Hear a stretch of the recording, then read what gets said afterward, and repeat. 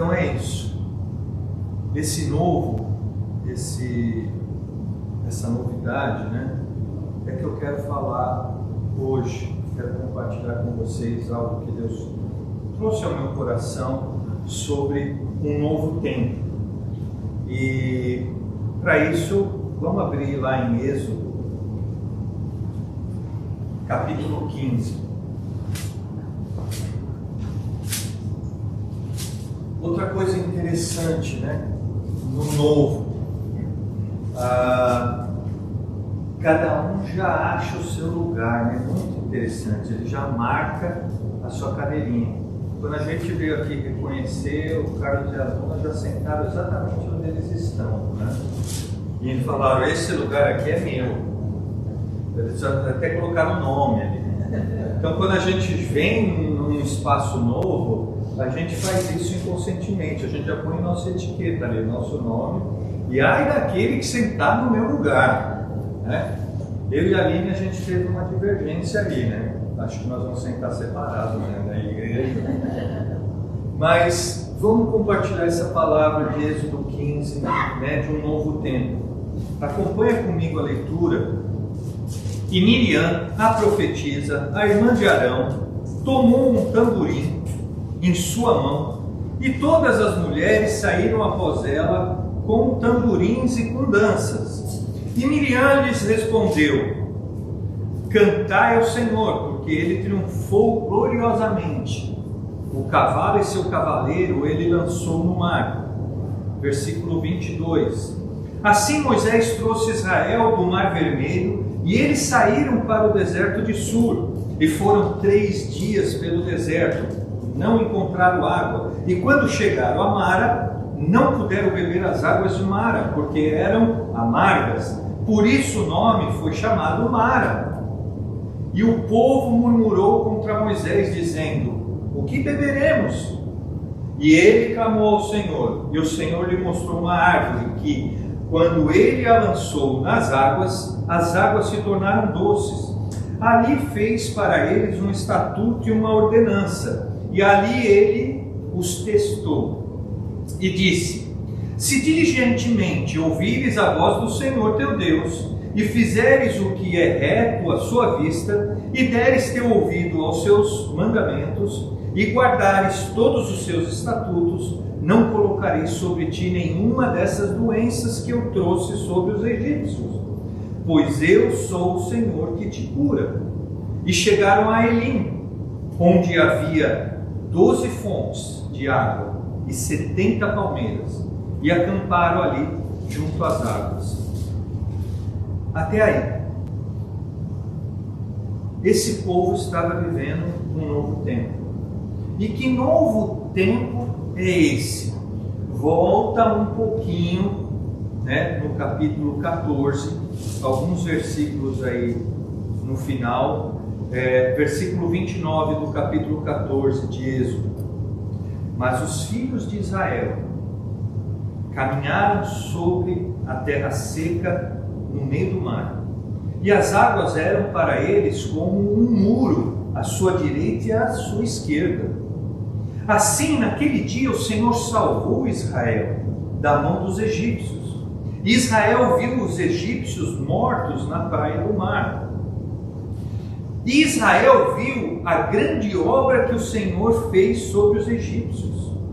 E o povo temeu ao Senhor e creu no Senhor e no seu servo Moisés. Versículo 1 do capítulo 15. Então Moisés e os filhos de Israel cantaram esse cântico ao Senhor e falaram, dizendo: cantarei ao Senhor, porque ele triunfou gloriosamente, lançou no mar o cavalo e o seu cavaleiro. Então o povo de Israel estava vivendo um tempo novo. Eles eram escravos, eles estavam numa condição, eles estavam, Deus tinha algo muito melhor para aquilo que eles estavam vivendo, e Deus traz um plano de libertação, de salvação para o seu povo, e o liberta. É o que a gente acabou de ler. Eles estavam numa condição e agora eles estão passando a viver um novo tempo na vida deles. Que novo tempo é esse? Eles tinham acabado de ser libertos. Eles viviam uma condição ruim, de opressão. Nesse momento de libertação, quando eles acham que a coisa estava indo bem, não, agora vai, porque Faraó liberou, deixou que eles saíssem. Depois de muita insistência, depois de muitas pragas que Deus colocou para que Faraó liberasse seu povo, depois de muita negociação, Faraó liberta, e aí o povo sai. E nessa caminhada, eles tinham aquele sentimento: agora está tudo legal, está tudo resolvido, a gente saiu da condição, vamos viver o novo.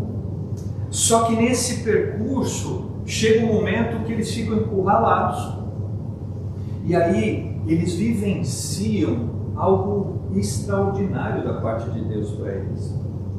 Eles estão de frente para o mar, o exército de Faraó atrás, porque Faraó se arrepende de ter liberado eles.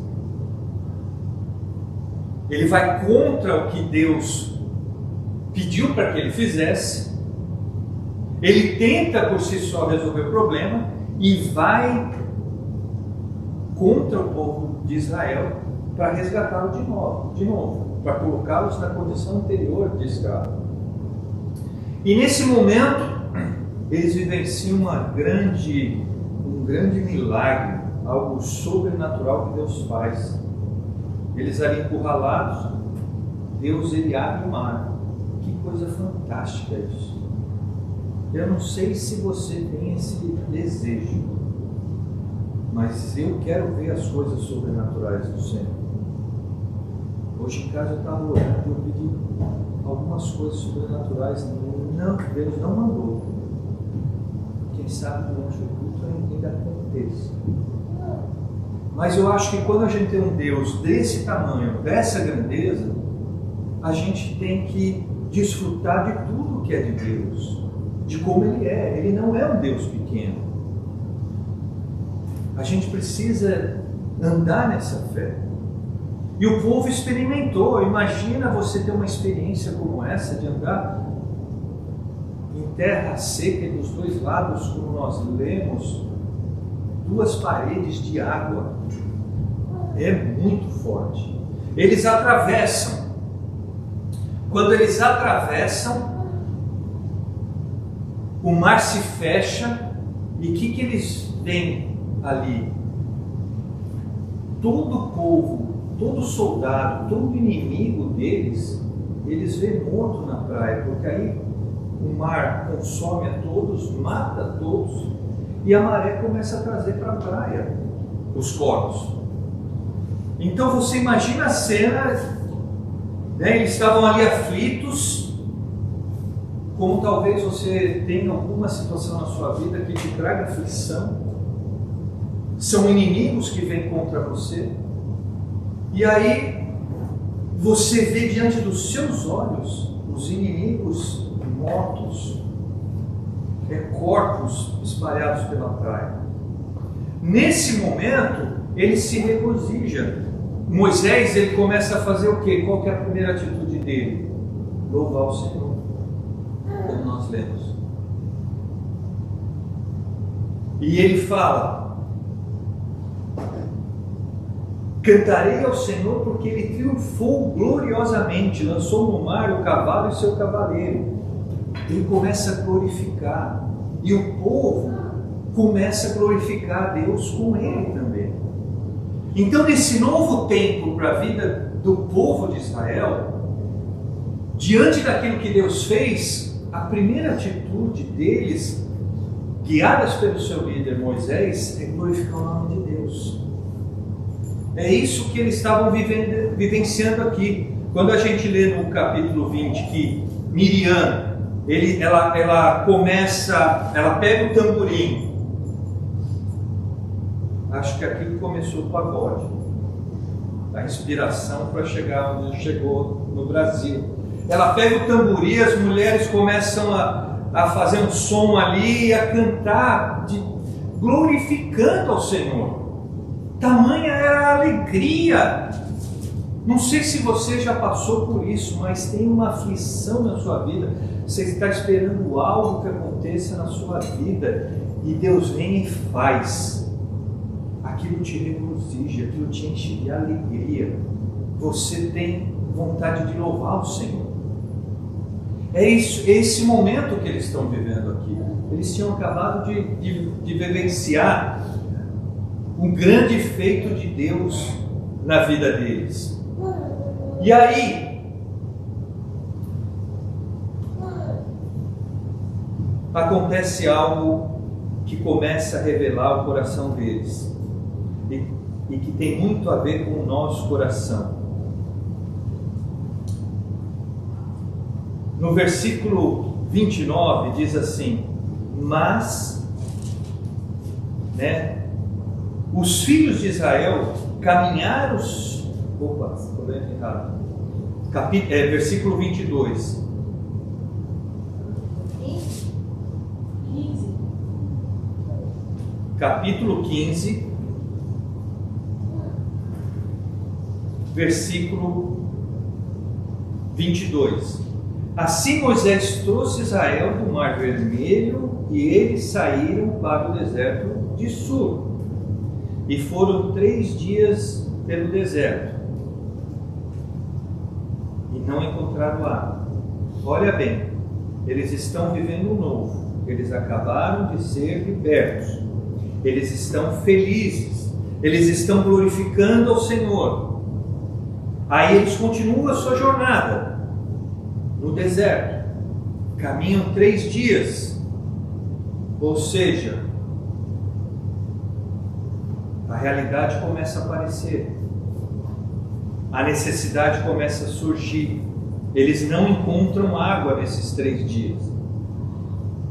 Imagina o povo caminhando ali 3 dias e não tinha água. E aí eu faço uma reflexão com você. O que você faz quando chega diante de você uma adversidade? Quando chega algo que está te faltando? Quando chega um problema para você? O que você faz diante disso? É importante refletirmos, porque isso vai revelar a nossa condição. É o que aconteceu com o povo aqui. A primeira necessidade que aconteceu, versículo 23. Eles chegaram a Mara. Não puderam beber as águas de Mara, porque elas eram amargas. Por isso o nome se chamava Mara, que vem de amarga. Eles estavam morrendo de sede. Aí eles chegam no lugar. Aí fala: puxa, agora resolvemos o nosso problema. Eles vão beber a água, não conseguem beber a água, porque ela é amarga. Tem uma fruta que chama aqui, eu não sei se vocês já experimentaram, grapefruit. Ela é uma laranja. Ela é bonita. Quando você corta, ela é vermelhinha. Ela é linda. Mas quando você vai experimentar, ela é amarga. Se você não tem um paladar, se você espera ter uma laranja assim, gostosa, saborosa, doce, você não vai conseguir chupar aquela laranja. Ela é bonita. Você tem vontade, mas você se frustra na hora, você não consegue comer. Por quê? Porque ela é amarga. E foi isso que eles estavam vivenciando aqui. Eles queriam matar a sede. Eles estavam com sede. Ali vem ali a água, eles vão beber a água amarga. Isso intensifica o problema que eles estão vivendo. E aí o que eles fazem? Versículo 24. Diante do problema, o povo murmurou. E murmurou contra quem? Moisés. Dizendo: o que nós vamos beber? Deixa eu falar uma coisa. A reclamação, toda vez que a gente faz uma reclamação, ela é algo hostil, ela é algo agressivo. Toda reclamação, toda vez que a gente reclama, ela é agressiva, ela é violenta. Quando Davi reclama alguma coisa da mãe dele, que não fez a comida na hora que ele queria, é uma reclamação leve, que não traz grandes danos, mas que precisa ser reparado. Por quê? Assim como Davi, você também reclama. Eu reclamo. E a gente tem que estar atento que uma reclamação que a gente faz, a gente está sendo agressivo com aquela pessoa. A gente está sendo hostil. Quando a gente reclama, a gente transfere a responsabilidade para aquela pessoa. Desculpa pegar você como exemplo, a Júlia não vem mais, então eu tenho que pegar outro filho.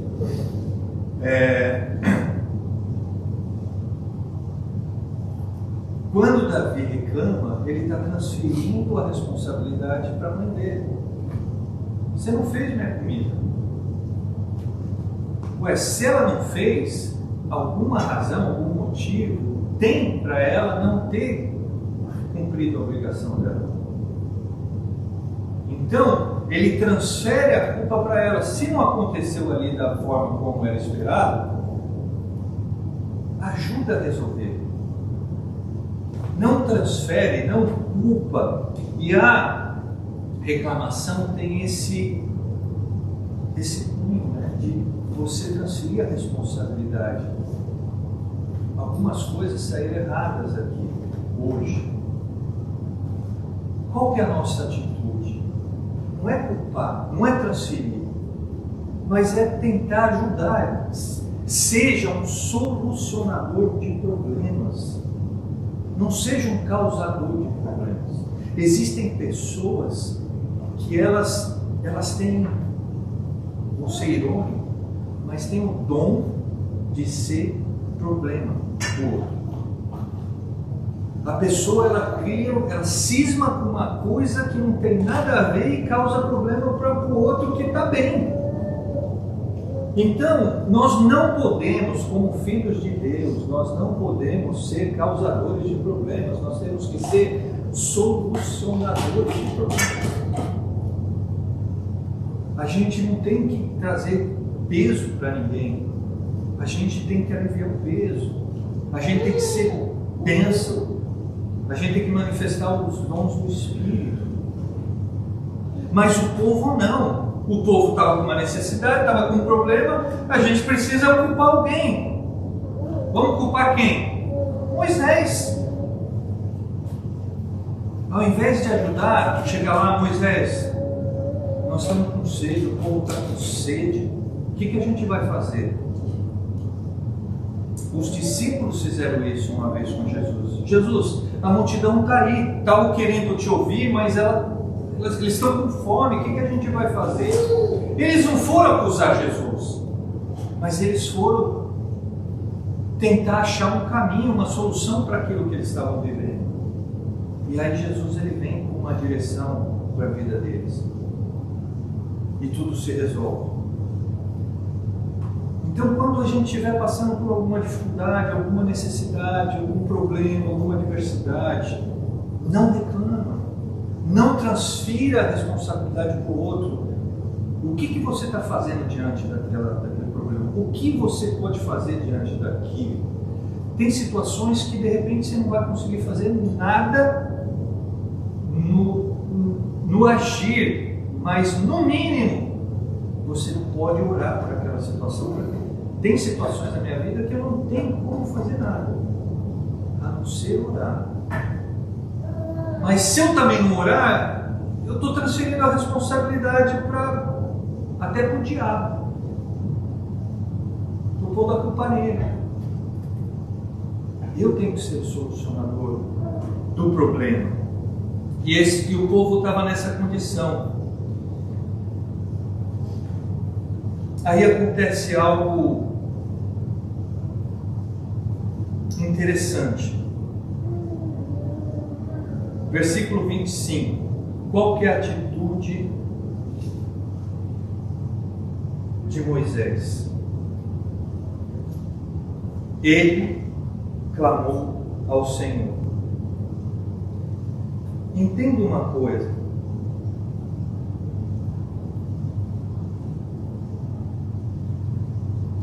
Clamar ao Senhor é diferente de ir orar ao Senhor. Em situações que a gente passa de dificuldade, a gente não simplesmente tem que buscar ao Senhor orando, mas a gente tem que ir clamando ao Senhor. Ué, mas não é a mesma coisa? Não. Clamar ao Senhor é você gritar, é você se indignar com aquela situação, é você ir para cima, é você guerrear, é você não ficar na passividade, é você virar o jogo, é você se cansar daquela situação e não jogar Deus na parede, mas é ir na fé de que Ele pode resolver, e só Ele pode resolver. Então você vai e clama. Não adianta chegar e, Senhor, eu estou passando por isso. Não, quando você está já indignado com algo, você fala mais alto. Não é assim naturalmente que as coisas acontecem? Né? Quando você já fala uma vez, fala duas vezes com o filho, fala três. Né, Bia? Aí o filho fala assim, né, depois da terceira vez, o que o pai e a mãe falam? O tom de voz já é no clamor, já é clamando para fazer, não está pedindo. O pai e a mãe já começa a clamar, começa a gritar. E aí o filho fala, não precisa ser grosso, não precisa ser grossa. Né?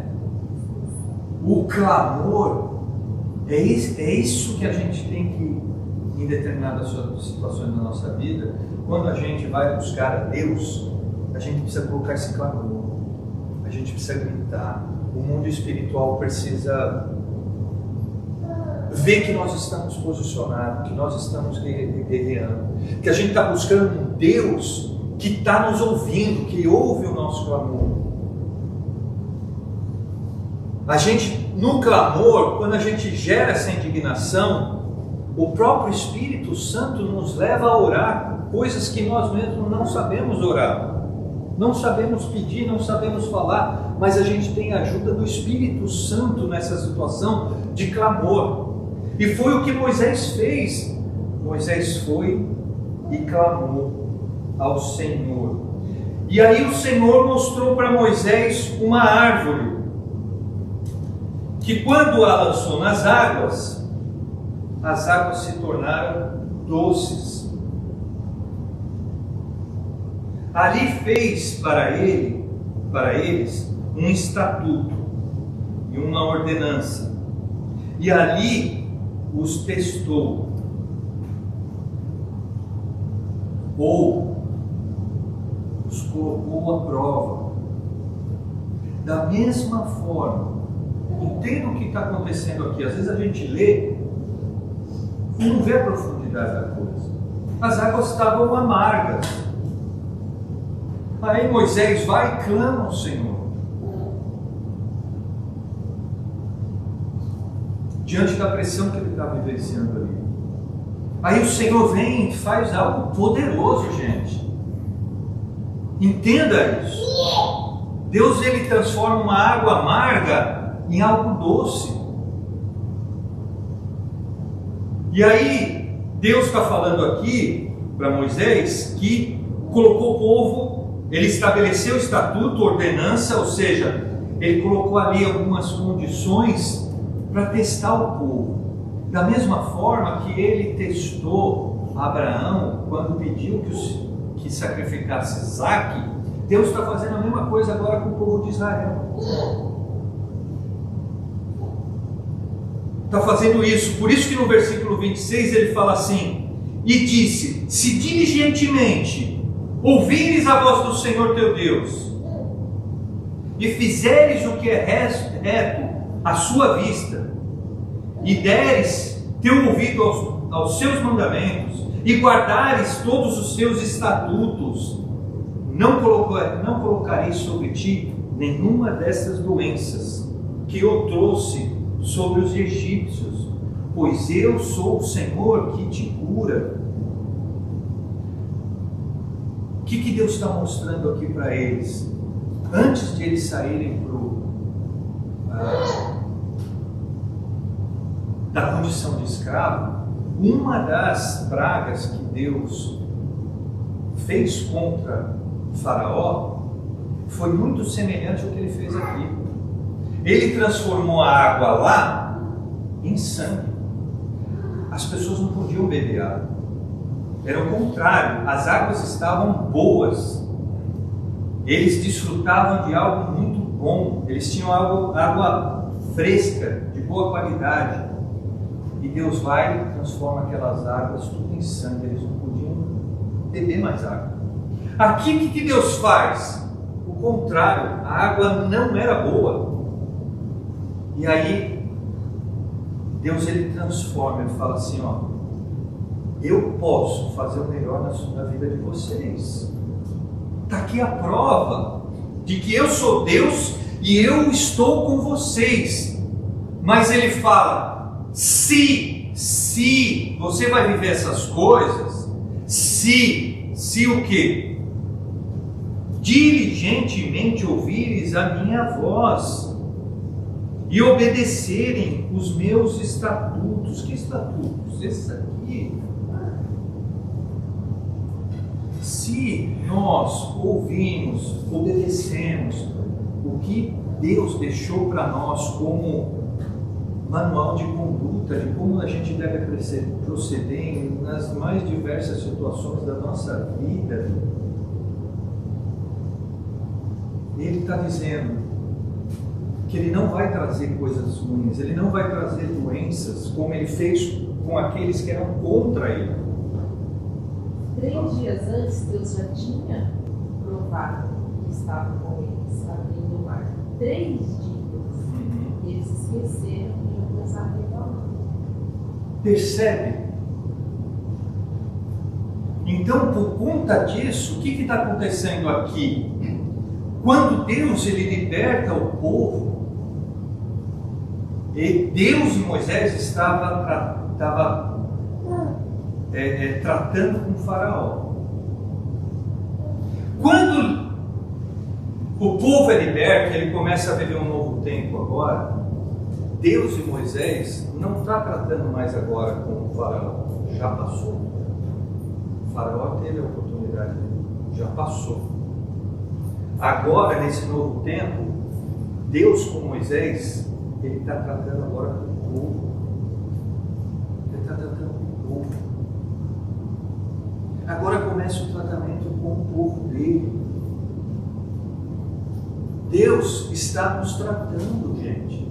Cada oportunidade na nossa vida é um tratamento de Deus, até que a gente chegue numa condição de não ser mais provado e testado, porque já passou. Essa é a grande questão agora no novo tempo que esse povo está vivenciando. É entender que Deus ele quer tratar com o povo agora. Não é simplesmente libertou, opa. Por isso que eu tenho falado, Deus te salvou, mas não foi só para você ser liberto, ser salvo, mas é para você viver da maneira como Ele espera que você viva. Algo interessante aqui aconteceu quando Moisés ele atravessa o mar e os inimigos estão mortos ali na praia. Ele vê o que Deus fez, ele se regozija, ele Moisés começa a cantar e adorar e glorificar Deus. Mas tem um detalhe nessa situação. No versículo 20, quando a gente leu que Miriam, e tem um detalhe aí, fala que Miriam era o quê? No texto que a gente leu. Você prestou atenção? Ela era profetisa. O que é a profetisa? O que é o profeta? São pessoas que não falam por elas, mas falam por Deus. Deus fala, vai lá e fala. Miriam, profetiza, ela começa pega os tamborins e ela chega e canta a mesma canção, o mesmo início do cântico que Moisés estava cantando. Só que com uma diferença. Quando Moisés começa a cantar e louvar, ele está fazendo por ele, para inspirar o povo, e ele está como dizendo assim na mensagem, é uma decisão sua. O que você vai fazer diante dessa situação que você está vivenciando? Você vai glorificar Deus? Você vai adorar a Deus? Você vai louvar a Deus? É uma decisão sua. Quando Miriam pega os tamborins e começa a cantar a mesma canção, o mesmo cântico que Moisés estava cantando, e as mulheres começam a dançar junto, é um outro momento. Já é Deus trazendo uma exortação para o povo, dizendo: cantai, adore ao Senhor, não fique passivo. Por isso que é importante nesse novo tempo, na nossa vida, não só como igreja, mas na nossa vida, mas principalmente como igreja, não fique à parte. É uma palavra de exortação que eu estou dando. Louve ao Senhor, adore ao Senhor, não fique fora. Era o que Deus estava usando Miriam para alertar o povo. Tanto é que no texto lá Moisés fala: cantarei ao Senhor. Eu estou dando a liberdade, estou te inspirando. Você quer, é uma decisão sua. Se quer, cante comigo. Alguns cantaram, o texto fala. Moisés não cantou sozinho, não adorou a Deus sozinho, mas eles se perderam no meio do caminho, porque no capítulo 20 Deus vem através de Miriam trazer uma palavra de exortação, falando: não é cantarei mais, agora fala para o povo, cantai. Quando a gente entra em adoração, quando a gente busca comunhão com Deus, algo transforma em nós. Se a gente está com raiva, a raiva vai embora. Se a gente está com medo, o medo vai embora. Se a gente não está enxergando, a gente começa a enxergar. Mas a gente precisa estar conectado. A gente precisa estar em adoração. Adore ao Senhor. Adore ao Senhor. Receba essa palavra de exortação para a sua vida. O que é uma palavra de exortação? É uma advertência. É Deus falando diretamente. Agora não é mais se você quer ou não.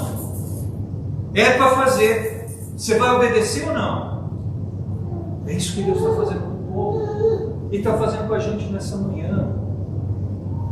É isso que está acontecendo. E aí, para encerrar,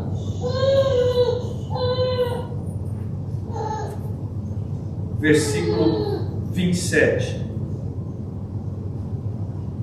E chegaram a Elim, onde havia 12 fontes de água e 70 palmeiras, e acamparam ali, junto às águas.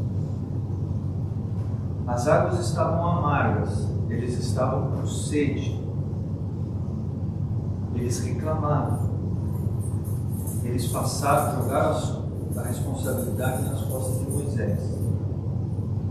Moisés, ele vai lá, clama ao Senhor, busca ao Senhor. O Senhor vem com uma provisão. Deus, ele vai e transforma a água amarga em água doce, boa para beber. Ele resolve o problema de uma forma sobrenatural ali com o povo. E ele fala: olha, eu estou fazendo isso com um propósito, não é para fazer show de mágica, é com um propósito, para vocês verem quem é o Deus que está guiando vocês. Vocês querem me obedecer? Eu estou fazendo uma promessa: se vocês andarem diligentemente segundo os meus estatutos e ordenanças, vocês vão viver. Eu vou cuidar de vocês, vocês vão viver coisas doces. É isso que Deus está falando. E aí, depois disso, depois dessa exortação, ele leva o povo a um lugar que ele tinha programado para o povo, que é esse lugar com 12 fontes de água e 70 palmeiras.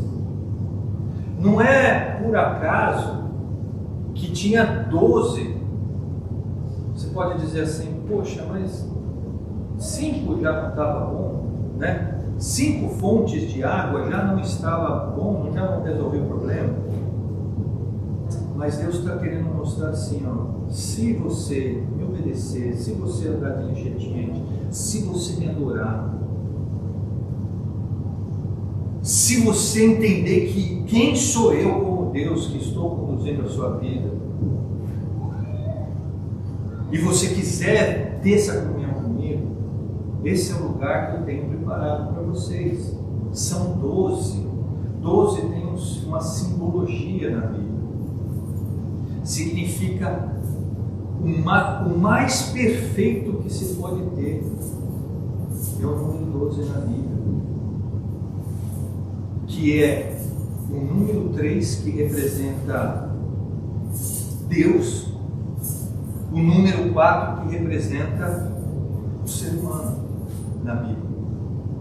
Por isso que 4 mais 3 são 7, que na Bíblia tem o significado de perfeição.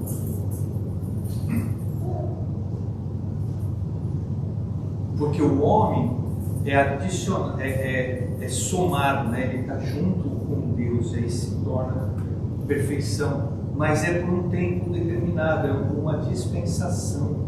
O 12, ele já não é adicionado, o homem não é adicionado a Deus, ele está com Deus, ele é multiplicado. 4 vezes 3 dá quanto? Tabuada, Bia, quanto é 4 vezes 3? 12. Olha, colando no culto. 12. Então, o número 12, ele é a perfeição plena. E Deus está falando assim: é isso que eu tenho. Você não precisa se preocupar, porque o resultado, o destino, é isso aqui, ó. É o que mais perfeito e pleno existe, é para vocês. O resultado é esse. Só que tem um detalhe: para chegar no resultado, para chegar no final, você precisa ter um início, você tem uma jornada, e nessa jornada Deus está nos ensinando para não nos perdermos, porque nessa jornada vai ter sede, nessa jornada vai ter frustração, nessa jornada vai ter decepção. Você vai beber a água, ela não está boa. Nessa jornada vai ter teste, você vai ser testado para ver se você realmente obedece. Por isso que Abraão é considerado o pai da fé, porque ele obedeceu mesmo quando parecia a coisa mais fora do lugar, que é Deus pedir o filho da promessa para ser sacrificado. Ele obedeceu. Ele passou por um teste ali, na mão de Deus. Deus está nos testando. Se você não percebe Deus te testando diante das situações, é que a coisa está pior ainda do que você imagina. Porque a todo tempo Deus está nos dando a oportunidade para testar. E não é porque Ele quer saber se pode confiar em você ou não. É para nós mesmos nos enxergarmos e vermos em que nível nós estamos com Ele. Em que nível de obediência, de dependência nós estamos. Toda vez no momento de dízimos e ofertas, e a Fran falou hoje sobre isso, uma palavra de fé, de dependência do Senhor. Mas de fato, quando vem as adversidades, nossa confiança está no Senhor. Ou nós reagimos conforme o povo reagia ali, reclamando, achando culpado, porque nunca nós estamos errados, nunca nós somos os culpados. Alguém tem que ser. Isso é uma agressividade com o outro, e conosco mesmo, porque isso está nos afastando de vivenciar as 12 fontes que Deus tem para nós e as 70 palmeiras. Nós precisamos chegar no alvo que Deus tem para nós.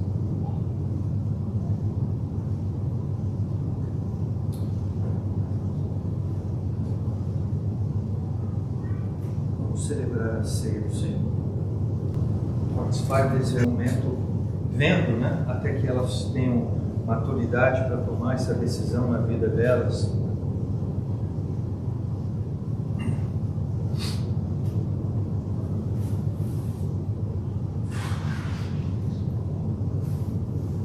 Você está pronto a obedecer?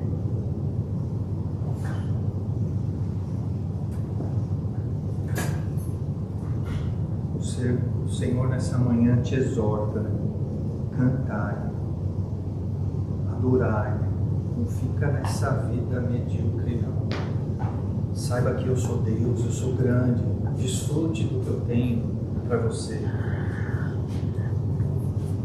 Quando Deus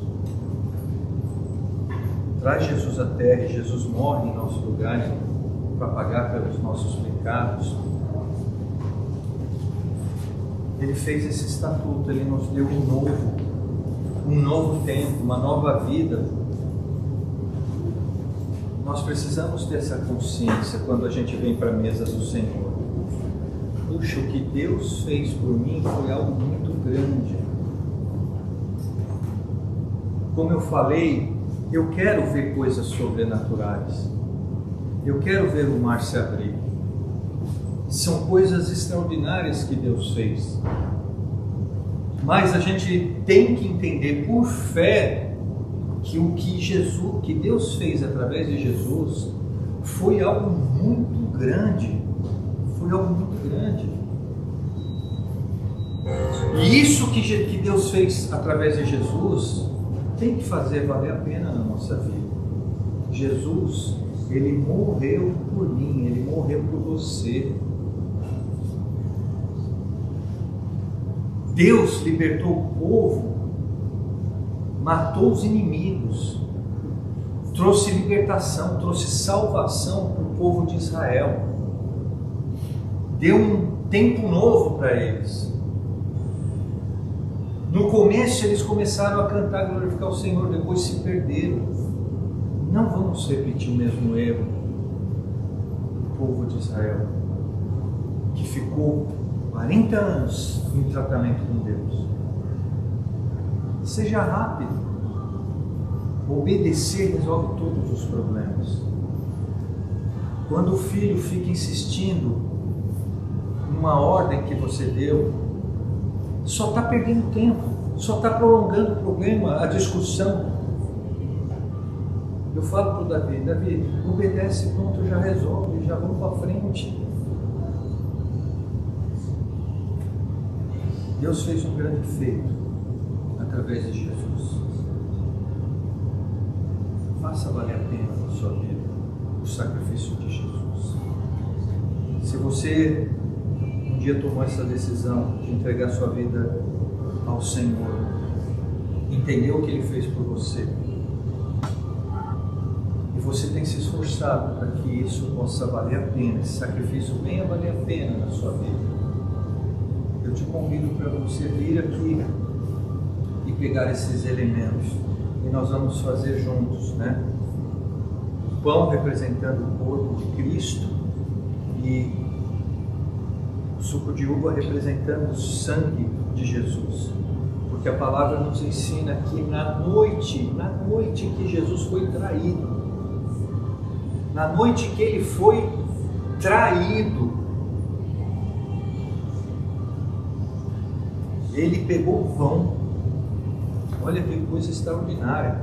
Na noite que alguém estava tramando algo contra ele, que ele foi traído, mesmo assim, ele morreu por essa pessoa que o traiu.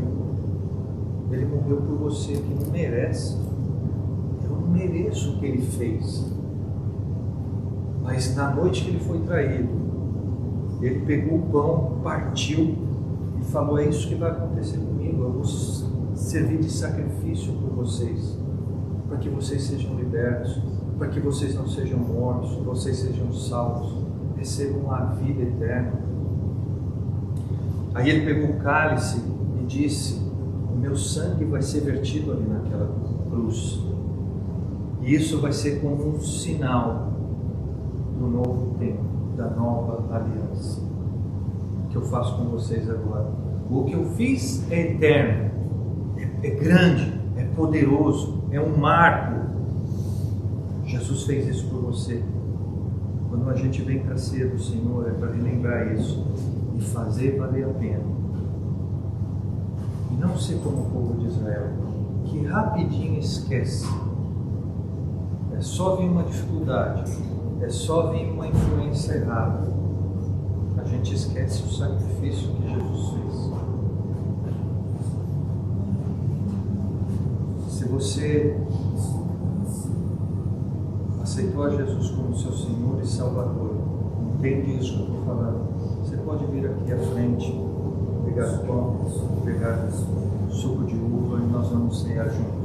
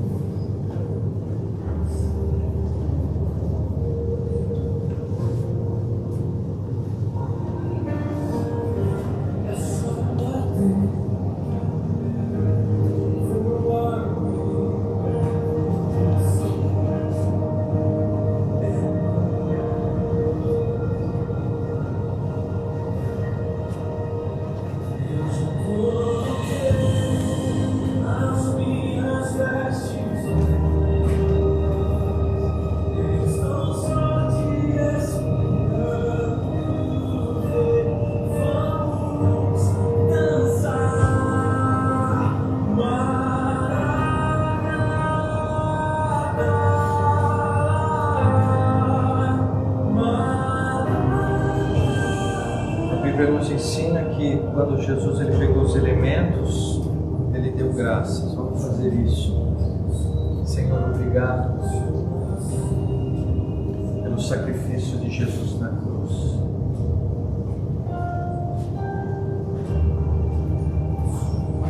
Obrigado, Pai. Aquela morte transformou o mundo.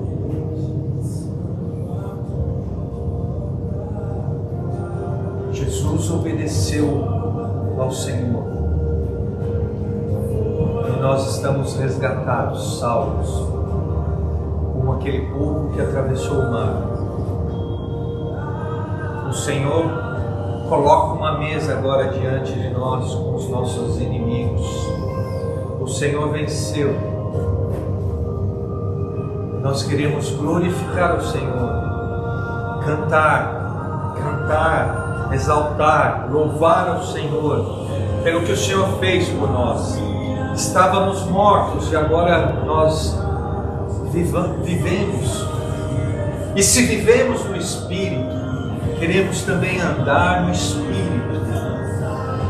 Obrigado pela morte de Jesus na cruz, pelo sangue precioso vertido na cruz. firmando uma aliança entre nós e o Senhor. Obrigado, Pai. E nós queremos relembrar nessa manhã o que o Senhor fez por nós através de Jesus. É no nome precioso e poderoso de Jesus que nós oramos e agradecemos. Amém. Amém. Seja, Senhor. Este é um novo tempo. Vamos obedecer ao Senhor, clamar ao Senhor. E hoje também é o dia do mês mais especial para a Melissa. Tem a ceia, ela fica feliz da vida. Que Deus abençoe nosso dia, hoje, a nossa semana. E esse novo tempo